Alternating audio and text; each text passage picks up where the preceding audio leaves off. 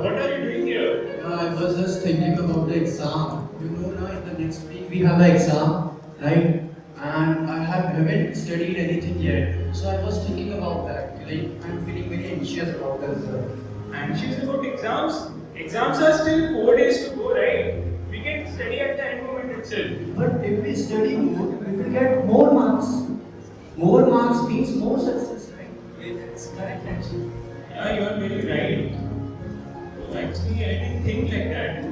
We have to study actually. Exactly. I have an idea. Yes, then. Let's do study with group. What you are thinking?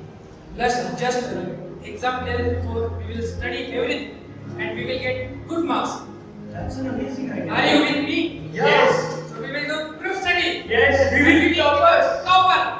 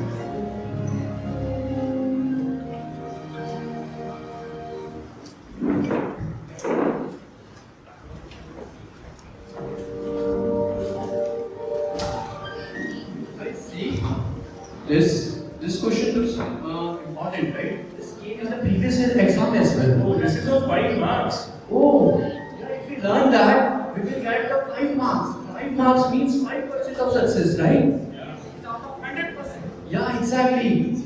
So let's learn it. Let's learn of it, right?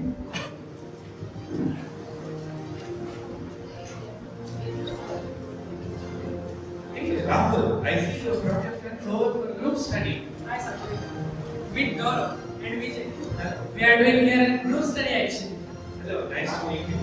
Gaurav, Vijay, this is Satu. He is very good in study and his roommate also. I see you are studying for tomorrow the exam. Do well. It's already 10:30. It's too late. I will go sleep now. Take rest. Wait, really sleep? Tomorrow we have the exam. Are you not planning to study for this day? I've been studying since the beginning of the semester. Regularly studying and taking weekly tests so that I am prepared. But if you study more, you will get more marks. And are you not feeling anxious about the exam? Anxious? Why anxious? I'm prepared. No, we have prepared, but we are planning to study the whole night. Right? Right, Vyom? Yeah. Yeah, actually, we have planned that we will study whole night till 6 o'clock in the morning. We have exam at 6:15 and we'll directly go to the exam hall, write it, and then we'll peacefully sleep. And after coming from exam, we will peacefully sleep with our good dreams. And also have after that a movie night. With dance. That's a great plan, don't you think? Because if we get more marks, we will achieve more success. Success is directly proportional to the marks, right? You see, Krishna says a very good point about this in the Bhagavad Gita.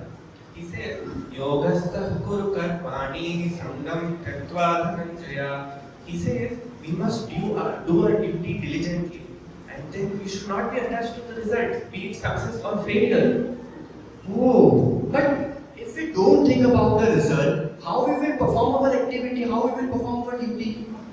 Okay, let me give you one example. Say there is a farmer, he tills the land, he puts the seed in, he adds manure, he waters it daily, and he waits for it to germinate. But now the seed may or may not germinate. It is not within his control. It depends on the soil, it depends on the rain, it depends on so many factors. Similarly, we students, we have to do our duty, which is to study. What questions might come? Who might correct our paper? We do not know any of those. None of those are in our control. So that's why we should do only our duty and not be attached to what the result will take. Oh, that's really great, right? Okay. Thank you, Satvik. Thank you, sir. Yeah, I hope all of you do well in all of exams. The wise friend among them has given them a powerful insight to focus on sincere effort without becoming attached to the result. Those friends write their exams without being attached to results. After some time, those friends meet again on a casual incident. So let us watch how the discussion continues.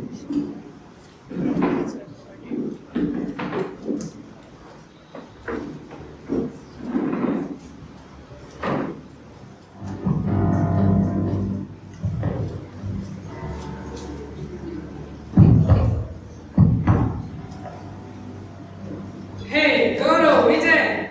Hi. Hey Rahul, how are you? Nice to meet you. Welcome. Please sit. Have a seat. Hi, Satvik. Hello, I haven't seen you since the exam. Come, take a seat. Take seat. Thank you. It's been a very long time, right? Yeah, that time we were in very tense. Yeah. So what were you guys discussing or doing? This was internship season, so we're just discussing our internship plans for the future. Internship, right? Yeah, it's just a few months left. Such a crucial phase of our life, right? Yeah. So, Rahul, what are your plans? Are you prepared or anything? Something Yeah, like that? from last 4 months I'm preparing for special domain, which is cyber security. And I'm going to do now internship also in next month. Gaurav, what about you? What are you planning? I am too confused now, literally. Because see, nowadays AI has taken all the jobs. So I'm not sure which field should I choose. Oh, Oh, Gaurav, why bother so much? Just choose a field which gives you the most amount of money. Why? Because money is everything. Money means happiness. If I have more money, I will have a big house, I will have a luxurious life, people will respect me. See, I'll show you. I was watching this reel of a very successful man earning 3 lakhs per month. See, Oh. yeah, he's having so much Really? luxurious lifestyle, right? Rolls Royce he's having. Yeah, this is the goal. I have completely decided. My goal of life is to just earn money and money and money. I don't care what profession I'm in. I just want more and more and more and money. That's all. yeah, you are correct, 100% correct. Money brings lot of luxuries. It brings lot of things.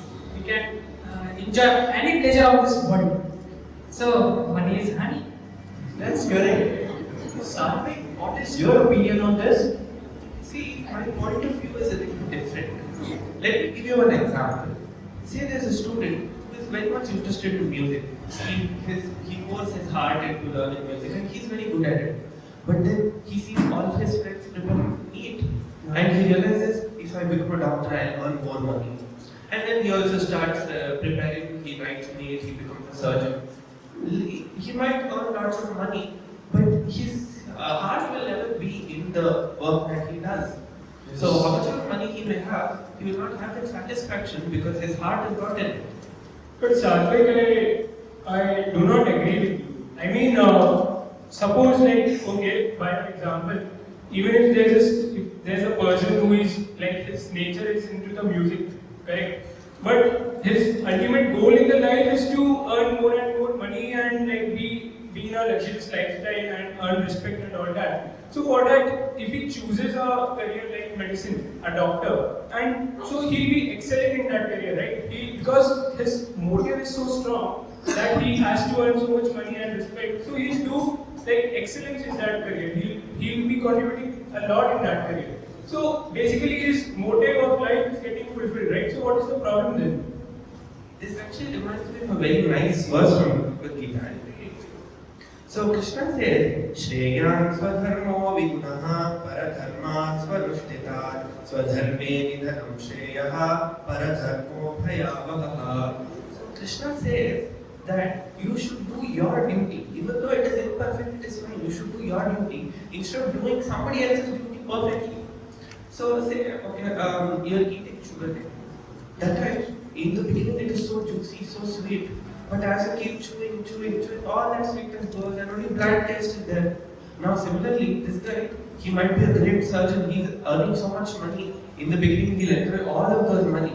But later on, as time passes, it becomes like a chewed up sugar cane. He will not have any satisfaction because his heart was never in that occupation.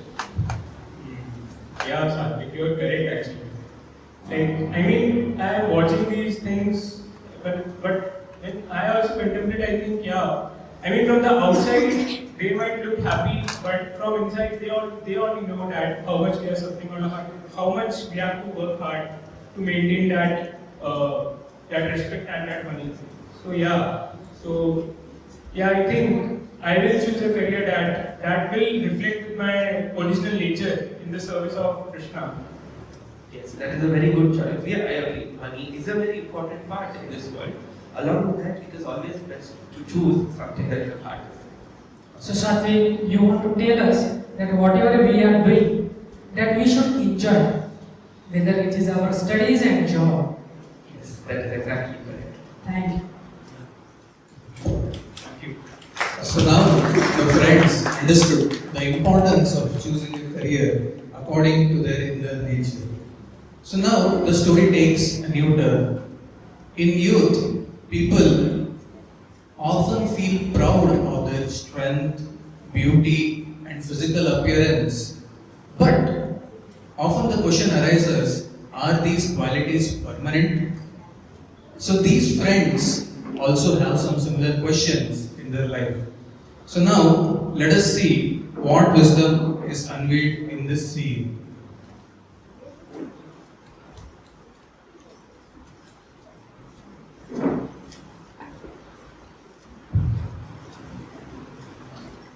Hey guys, how are you? Right, welcome. I am coming from gym now. And how I am doing? How is my body looking? How is my physique? Wow, Rahul, you have really maintained a nice physique, bro. I mean, I'm impressed. So you know what is the real beauty of our youth? It's our strength, it's our body. We should maintain it properly. Yeah, you are very right actually. Because in youth, you know, like if you have a good body now, then automatically that confidence comes, right? Yeah. Confidence is everything here. What you are thinking, Satvik? Yeah, you are kind of right. Beauty and strength is required. But you know, it is all of this is very temporary. It is not permanent. Krishna says, Dehinosmin yatha dehe kaumanam yamvanam jara tata dehantaram praptir dhirastattanam udyati. He says this body, when the child is born, the baby looks so beautiful, and as he grows in adulthood, he has so much time. But then as he goes on, he enters into old age and he's very weak. Beauty is not there, strength is not there. So beauty and strength are just temporary in this world. Oh, it means you want to say that real beauty and strength is in the soul, not in this temporary body. Am I correct? Exactly. What we do is we try to associate with this body. So what happens when we associate with this body? Say we fall ill, we are not able to go to office for 5 days. We start thinking, oh God, I am not going to office, I am not getting money, and we lose confidence in ourselves. Yeah. You know, we might look at so many role models or some other people, influencers on Instagram, we think they look so beautiful. Why am I not like this?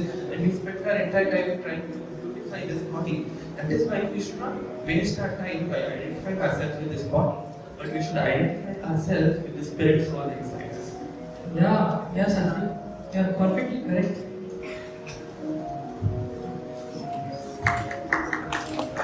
Now the friends very wonderfully understood the importance of science of soul as Krishna speaks in the Bhagavad Gita 2nd chapter.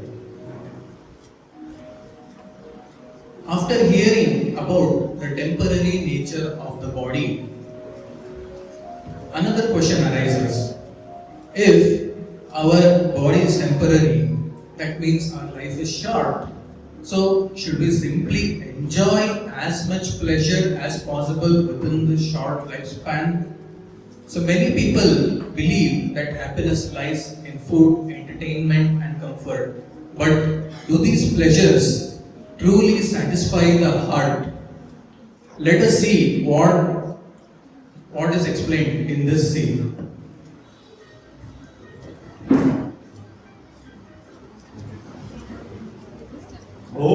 very wonderful cookies. Before my friends come, let me eat this very quickly. Actually, I stood in a queue for 1.5 hours and the sale was only for today evening.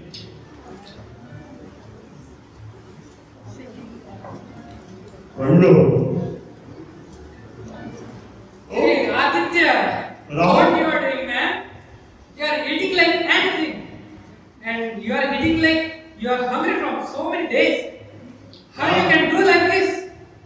Actually, I agree with you. Actually, I want to take so much pleasure into this very short-lived life, and that way I want to get very much comfortable, very much privileges, and that before involving myself into this very rat race, I want to grab as much pleasure as I could, so that I can enjoy my life. Oh, Don't you agree with that, Mr. Sandhi? no, that is actually the wrong idea. Let me tell you one verse from the Bhagavad Gita. It is very interesting. Krishna says, ये हि संस्पर्शजा भोगा रुक्कयोनय एवते आद्यन्तवन्त कौन्तेय तेषु रमते पुराः. So what are these pleasures that you see in this material world? They are just temporary. Now, for example, you're having this wonderful, buttery, sweet Yes. cookie box. Now, instead of one box, I will bring 10 more boxes and I will tell you to eat. Will you be able to eat? Who is 10 boxes of cookie in one go, yeah? Exactly. You eat 10 boxes of cookies, you will have an upset stomach and you will have to go to the doctor. So, you see, any pleasure in this material world is like this. It has a beginning and it has an end. And it always leads to misery because it is not eternal. And that is why we should not go behind these material pleasures. So what are we supposed to go after then? If not material pleasure, there's only one answer to that. We have to go behind spiritual pleasure.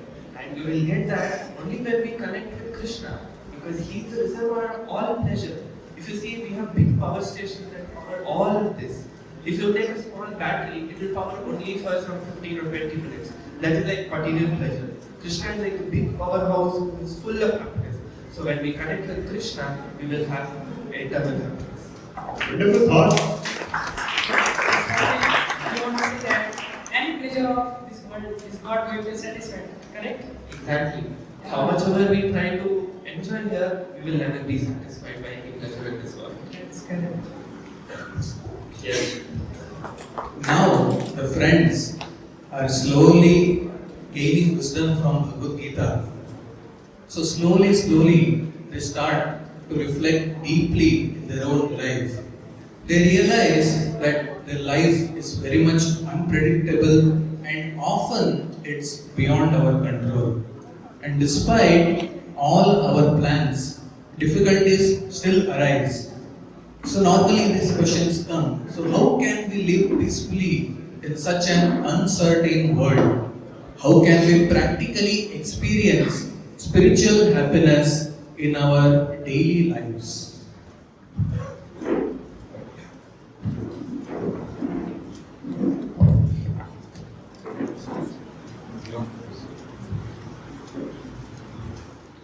Hi friends. So there was this one doubt which was haunting me a lot actually for a lot of time. So I was just wondering that there is just so much uncertainty in this life, and like problems are every time there. I mean, see, like when we were children, we were told to have good marks in our school. Then we have to fight for a very good college. Then after getting a very good college, we have to fight for a very good placement. And then after getting a very good placement, going into a very good company also, then again we fight for even more better package. Then even after going into a better company, there we complain, okay, this textile is not good, that is not good, this is old and all that. And I mean, like there is so much uncertainty, right? Like from outside, like a person working in a very good company or a very good college, so people might be thinking, oh, he might be very happy, but we know, like the person who is there in that place, he knows how much he has to struggle there to maintain that status and everything. And so much uncertainty. A person might have bought just a very new car, a very expensive car, and he might be very taking care of that and all that. But just a one moment accident can change his whole life. I mean, so much uncertainty, and every time problem only. So I'm not able to get what what to do when something I think something is missing. That missing link I am not getting. So Satvik, you have so much good knowledge in Bhagavad Gita. I wanted to ask this question to you. Yeah, you see, what you told is true. This entire world is filled with so many uncertainties. The solution to this is told by Krishna in the last chapter. He said, Sarva dharma parityajya mamekam sharanam praja aham tvam sarva papebhyo mokshayishyami ma shubha. He said, give up everything and surrender to me. I will take care of you. So that is all we need to do. We just need to surrender to Krishna and he will take care of everything from there. Satvik, the surrender means giving up all our responsibilities and duties. No, surrender does not mean that we give up all our duties. We have to do our prescribed duties. We have to do them as reflect to us. But let me give an example. Say you want to go from here to somewhere. You will book a cab. So you have the taxi driver.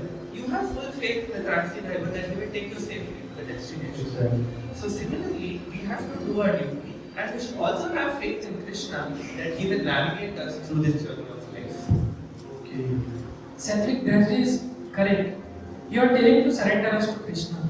But first, we have to connect ourselves with Krishna.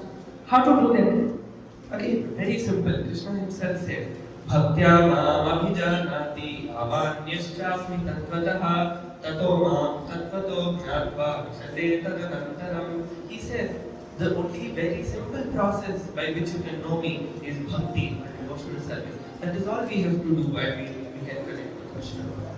In Satvik, my question is, what will the man or an individual achieve by engaging himself into this Bhakti Yoga? By engaging in bhakti, our heart will be transformed and we will have eternal bliss. That is why we should engage ourselves in bhakti. Satvik, that's amazing. Previously, I was very anxious about my marks, about my college, about my job. But today I understand one very important thing. Like success is not about getting good marks, getting good college, or getting good job. Yes, Satvik, and I also realized that real happiness and real success isn't just earning more and more money, but pursuing a career or doing the work that suits my internal or personal nature in the service of Krishna. Also remembering that I am not this body, I am a soul. And one more teaching that I learned today is not to engage ourselves into these temporary pleasures, rather than to relish the eternal joy of Bhakti Yoga provided by Sri Krishna himself. Exactly. So whatever we do, we have to do it in service of Krishna. If you are singing, sing it for Krishna, to Kirtan. If you are studying, sing it, study so that you can get a good job and give donations to the temple, or you can engage yourself in spreading the message of Bhagavad Gita. So whatever we do, we should make sure it should be in the service of Krishna. That is why we should put our sincere efforts and do bhakti and connect with Krishna by loudly chanting Krishna's name. Hare Krishna, Krishna Krishna, Krishna Hare